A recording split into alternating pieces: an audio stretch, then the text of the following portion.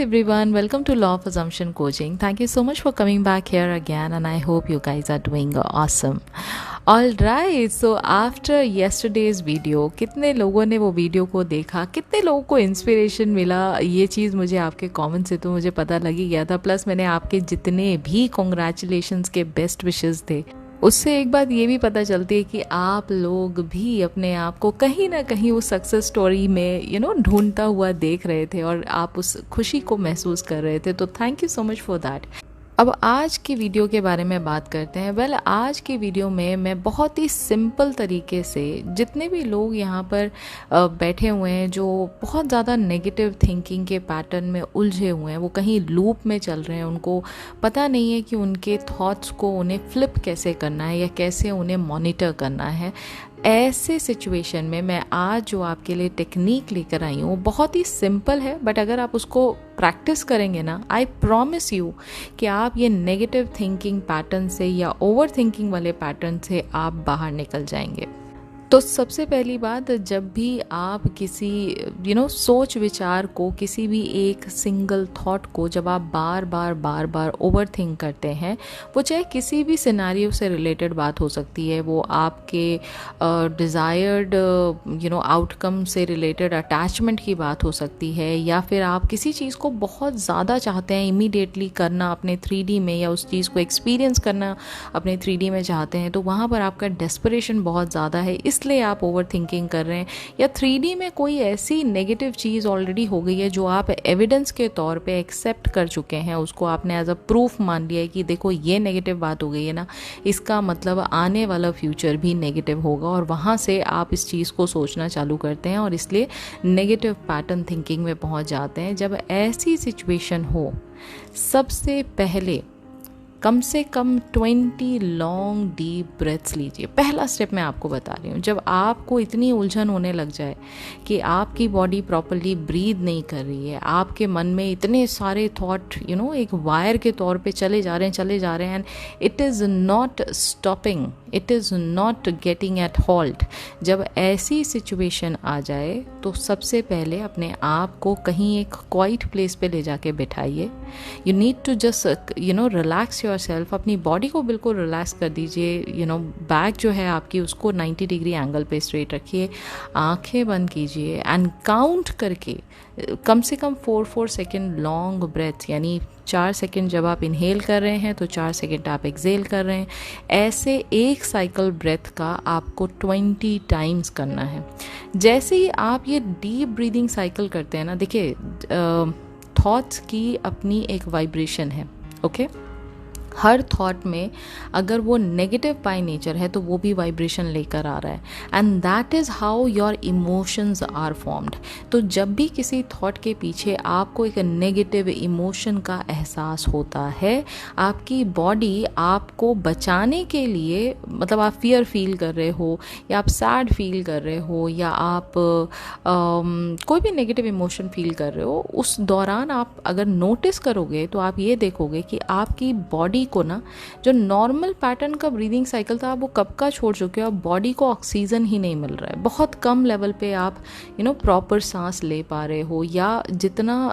एक normal breathing cycle आपका होना चाहिए वो ना होके, या तो वो साइकिल बहुत ज़्यादा शॉर्ट हो जाता है, या फिर कई बार आप इतने ज़्यादा एंशियस हो जाते हो कि आउट ऑफ ब्रेथ, कई बार हम बोलते हैं ना सोच के, मतलब सांस नहीं आ रही है बिल्कुल, you want to go out, you want to relax yourself, कहीं ना कहीं एक पैनिक अटैक वाली सिचुएशन में आप आ जाते हो। इस सारी सिचुएशन में अगर आप ये देखोगे तो ब्रीदिंग का एक बहुत बड़ा रोल है। तो सबसे पहला स्टेप, आपको अपने आप को क्वाइट प्लेस पे ले जाके जस्ट 2 से 3 मिनट की बात है, बहुत ज़्यादा लंबी बात नहीं है,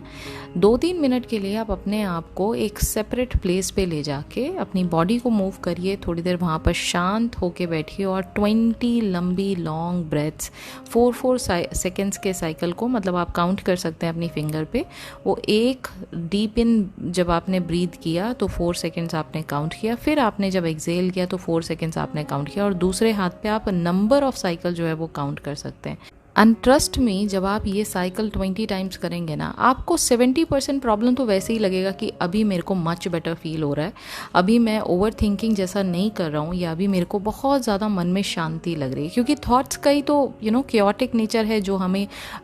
इस लेवल पे लेके आ जाता है कि हम ब्रीथ भी ढंग से नहीं कर पा रहे होते, मन में ही तो चल रहा है ना सब कुछ, राइट। तो ये सबसे पहला स्टेप हुआ। अब आते हैं, जब आपने अपने आप को एक बार सेंटर कर लिया, आपने अपने आप को एक बार शांत कर लिया, अब इस काम माइंड से आप चाहें तो थोड़ा सा पानी भी पी सकते हैं, ठंडा पानी पी के बिल्कुल शांत होके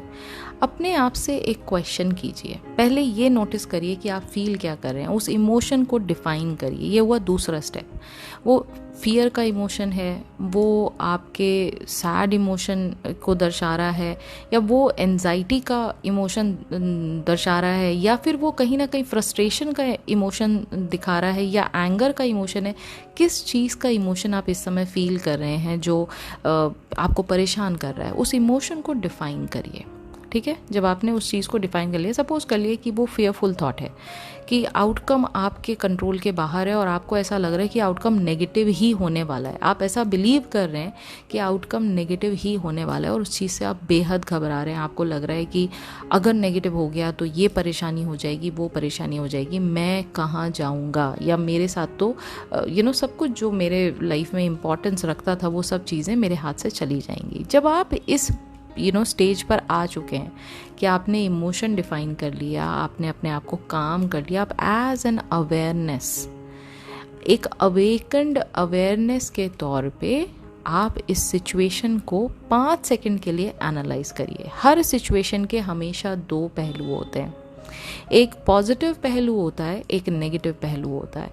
पॉजिटिव पहलू वो होता है जिसमें आपका जो आउटकम है वो आपके फेवर में हो गया, ठीक है, यानी आपका जो डिज़ायर्ड रिजल्ट था वो आपके फेवर की बात कर रहा है, आपको जो चाहिए था वो आपको मिल गया, आप उस पर्टिकुलर सिनेरियो में, पर्टिकुलर सिचुएशन में you have become the hero of the situation and now you are feeling great about it. Okay, ये एक सिंपल सा एक पहला पहलू है, एक पहला एस्पेक्ट है उस पर्टिकुलर सिचुएशन का। सेकेंड सिचुएशन में 50-50 पॉसिबिलिटी होती है ना हमेशा, तो सेकेंड सिचुएशन में आप उसी आउटकम को नेगेटिव लेके चल रहे हैं। नाउ एक चीज़ जो आपको यहाँ रिमाइंड करानी है, वो ये बात रिमाइंड करानी है कि why are you letting this particular emotion dominate your mind. मेरा कहने का मतलब ये है, जब आपको ये पता है कि हर एक सिचुएशन में 2 आउटकम की इक्वल पॉसिबिलिटी है, तो एक इमोशन आप के ऊपर, आपके दिमाग के ऊपर, आपके मन के ऊपर, आपके हार्ट के ऊपर, आपकी बॉडी के ऊपर इतना हावी कैसे हो सकता है? कहीं ना कहीं इसका मतलब आप अपने आप को या तो उस सिचुएशन जो डिज़ायर्ड रिजल्ट में आपको हीरो के फॉर्म में प्रेजेंट करी थी, उस सिचुएशन में आप अपने आप को गुड इनफ नहीं पाते हैं। आप कहीं ना कहीं अपने लैक ऑफ लिमिटिंग बिलीफ से जूझ रहे हैं, जिसकी वजह से आपको वो फाइनल आउटकम जो पॉजिटिव है वो आप एक्सेप्ट नहीं कर पा रहे हैं, इसलिए नेगेटिव पे बिलीव करने का मन ज़्यादा कर रहा है आपका। ठीक है, जब आपने ये भी चीज़ कर लिया, यहाँ तक क्लैरिटी मिल गई, आई थिंक सबको यहाँ तक क्लैरिटी मिल गई होगी कि कैसे कैसे इस प्रोसेस में आगे बढ़ना है। जब आप इस सिचुएशन में आ जाएं और जब आप ये बात अपने आप को रिमाइंड करा रहे हैं कि ऐसी सिचुएशन में हमेशा पॉसिबिलिटी 2 होती हैं और वो भी इक्वल लेवल की पॉसिबिलिटी होती हैं, तो अब आप अपने आप से ये सवाल पहले पूछिए कि क्या क्या हो रहा है, क्या मन में आ रहा है। जैसे किसी के मन में आ रहा है कि अरे अभी तक HR का मेल नहीं आया, इंटरव्यू को इतने दिन हो गए, मेरे दोस्त जो मेरे साथ गया था वहाँ इंटरव्यू देने के लिए उसका भी रिज़ल्ट आ गया, मेरे को अभी तक कॉल नहीं किया, इसका मतलब मेरा इंटरव्यू क्लियर नहीं हुआ है। एक सिचुएशन ले रहे हैं यहाँ पर। इस पूरे सिचुएशन में आपने सबसे ज़्यादा किस चीज़ को बिलीव किया? 3D को बिलीव किया। 3D में जो सिचुएशन हुई उसके हिसाब से अपना एक एनालिसिस करके आपने एक आउटकम निकाल लिया, आप एक नतीजे पर पहुँच गए कि भाई उसका हो गया, उसका हो गया, उसके पास कॉल आ गया, मेरे पास नहीं आया, इसका मतलब कि मेरा सिलेक्शन नहीं हुआ है। ये आपके मन की स्टोरी है, ये सच्चाई नहीं है। अभी तक मैं ये बात रिमाइंड करा देती हूँ आपको, हर एक सिचुएशन में हम सबसे पहले अपने माइंड की स्टोरी बनाते हैं और उस चीज़ को बिलीव करने लग जाते हैं, जबकि वो सच्चाई नहीं है अभी तक, राइट उसको सिर्फ हम अपने मन में पहले जगह क्रिएट करते हैं, हम उसके लिए मन में स्टोरी बनाते हैं, हम पहले मन में उसको क्रिएट करने के बाद उसको जन्म देते हैं, उसके बाद जब उसके वो इतना ज़्यादा इमोशन और बाकी सारी चीज़ों से फीलिंग्स के साथ जब हम चार्ज कर देते हैं, तब वो 3D रियलिटी में वो एग्जिस्ट करने लग जाती है। तो आपको इसी समय, इसी मोमेंट पे जब आपने ये चीज़ आइडेंटिफाई कर लिया ना कि this is what the emotion I am feeling, अब आप एक क्वेश्चन अपने आप से, मेरे लिए एक क्वेश्चन अपने आप से इस सिचुएशन में, इस पॉइंट पर पूछिए कि हाँ मतलब मेरे हिसाब से मेरा इंटरव्यू वहाँ क्लियर नहीं हुआ है, आपके मन में ये बात आ गई है। अगला क्वेश्चन आप ये पूछेंगे, but what if, ask yourself this question, but what if. जब आप ये क्वेश्चन खुद से पूछेंगे, लेकिन अगर ऐसा नहीं हुआ तो, अब दूसरे पहलू की तरफ आ जाइए। अपने आप को डिस्ट्रैक्ट करना है, अपने आप को रीडायरेक्ट करना है। हम बहुत ज़्यादा वो अंधेरे वाली गली में चले गए थे ना, हम वापस से नेविगेट करके हम पॉजिटिव वाले रास्ते की तरफ बढ़ेंगे। अब आप ये सवाल अपने आप से कर रहे हैं, बट व्हाट इफ़। जब ये व्हाट इफ़ आपने लगा दिया तो अंदर से जवाब आता है, हाँ बट व्हाट इफ़ अगर मेरा क्लियर हो गया तो। बोले ये तो बहुत अच्छी बात है, अंदर से जवाब आएगा आपको, हाँ अगर क्लियर हो गया तो बहुत ही अच्छी बात है, क्योंकि क्लियर होने के बाद मैंने जो जो सोचा था, मैंने सोचा था मेरी जॉब लग जाएगी तो यहाँ से मैं वहाँ जाया करूँगा, वहाँ जाने के बाद जॉब में अच्छा परफॉर्म करूँगा, वहाँ फर्स्ट सैलरी आएगी, मैं घर वालों के लिए इतने अच्छे अच्छे कपड़े लेकर आऊँगा, मैं ये करूँगा, मैं वो करूँगा, मैं घर वालों को डिनर पे लेके जाऊँगा। There are so many things. वो जो पॉजिटिव पॉसिबिलिटी का वर्ल्ड है आपका, जिसको अभी तक आपने टच भी नहीं किया है, जिसको अभी तक आपने एक्सप्लोर भी नहीं किया है, उस वर्ल्ड में आपको घुस जाना है और वापस से उन सारे जवाबों को टटोलना है जो कहीं इमेजिनल वर्ल्ड में आपने देखा तो था, लेकिन जैसे 3D ने कुछ कहा ना, 3D ने कुछ आपके सामने प्रेजेंट कर दिया, आपने उसको एविडेंस मान लिया और पूरी की पूरी जो इमेजिनेशन थी उसको आप कंप्लीटली भूल गए। सो यहाँ से आप वापस से टर्न अराउंड होके उन सारी पॉसिबिलिटीज़ को जीना स्टार्ट करेंगे, उनके बारे में दोबारा सोचना स्टार्ट करेंगे, उनके बारे में दोबारा फील करना स्टार्ट करेंगे और दोबारा उनके बारे में इमेजिनेशन के पॉइंट ऑफ व्यू से, इमेजिनल वर्ल्ड की मदद से आप पॉसिबिलिटी को कन्वर्ट होता देखेंगे। यही तो हमें चाहिए ना, कि हम नेगेटिव पैटर्न से बाहर निकल के हम पॉसिबल वर्ल्ड में जो पॉजिटिव होता है हम उसमें ज़्यादा ठहराव रखें, हम उसमें ज़्यादा ठहर के रहें। ये बहुत छोटी सी टिप है, लेकिन ट्रस्ट मी ये मतलब मिलियनर टिप है, क्योंकि ये आपको बहुत ज़्यादा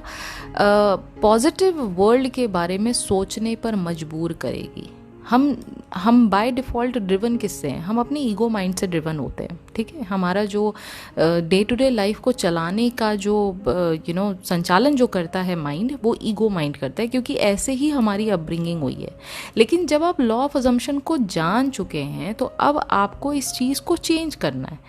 सीइंग इज़ बिलीविंग से हटकर, यानी जो मुझे दिखाई दे रहा है मुझे सिर्फ उस पर बिलीव करना है। आपको इस चीज़ से बाहर निकल के इमेजिनिंग इज़ बिलीविंग पर आपको आके रुकना है। और ये एक दिन में चेंज नहीं होगा आपका परसेप्शन, ये लगातार जब इसको आप प्रैक्टिस करते हैं, जब भी आपको इस नेगेटिव थिंकिंग पैटर्न से छुटकारा पाना है, इस टिप को अपनाइएगा ज़रूर। आप ये देखेंगे कि पहली बात आपको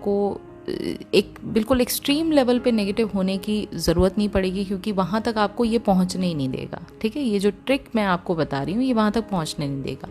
दूसरा क्या है, you will be very much aligning to your desire. आपकी इमेजिनेशन से आप अभी भी वापस आके अलाइन हो रहे हो, और यही हमारा अल्टीमेट मोटिव होता है। जितना ज़्यादा आप अपनी इमेजिनेशनल वर्ल्ड को सच्चाई मान के चलेंगे, उतनी जल्दी आपके 3D वर्ल्ड में उसका रिजल्ट जो है वो आपको दिखाई देने लग जाएगा। सो ये थी आज की ट्रिक, ये था आज का मेथड आपके नेगेटिव थिंकिंग पैटर्न को तोड़ने का और उसको पॉजिटिव लेवल पे लेकर आने का और आपको वापस से आपके इमेजिनेशन से जोड़ने का, ताकि आपकी डिज़ायर्ड रियलिटी का क्रिएशन हो सके। तो अगर आज की ये ट्रिक आपको पसंद आई तो प्लीज़ मुझे कमेंट बॉक्स में तो लिखकर बताइएगा ही क्या सीखा आपने आज की ट्रिक से और कितनी अच्छी लगी आपको वीडियो। प्लस साथ ही साथ एक बड़ा सा लाइक ज़रूर कीजिएगा वीडियो को। और अगर आप न्यू हैं इस चैनल पे और जो यहाँ पर कंटेंट आप सुन रहे हैं वो काफ़ी रिलेटेबल लगता है, काफ़ी इंसाइटफुल लगता है, तो आई वुड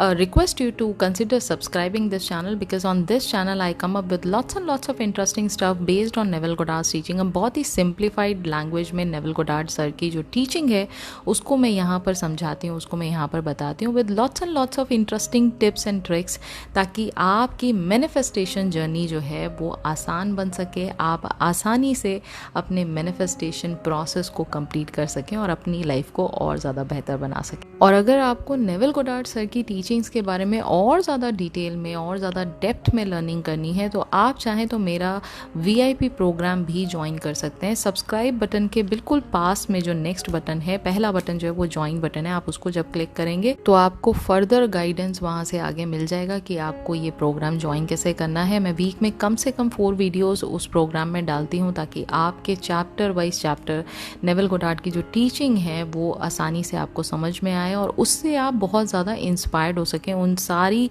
लर्निंग को आप अपने लाइफ में उतार सकें। सो येस, अगर आप इंटरेस्टेड हैं तो do consider about that as well. And now I will be meeting you very soon in the next video. Until then, please do take care of yourself and happy manifesting.